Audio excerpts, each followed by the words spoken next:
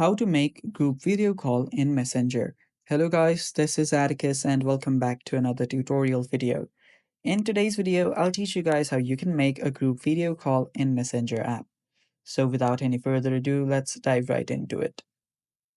First step, open up your Messenger. Make sure you're logged in into your account. Then what you can do is you can create a group first.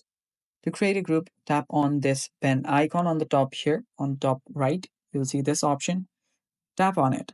There you will see create a group. Tap on create a group and then add people that you want to add on the group. Then tap on create and you'll have created a group. So on this group to start a call, all you have to do is tap on this video call icon on the top right.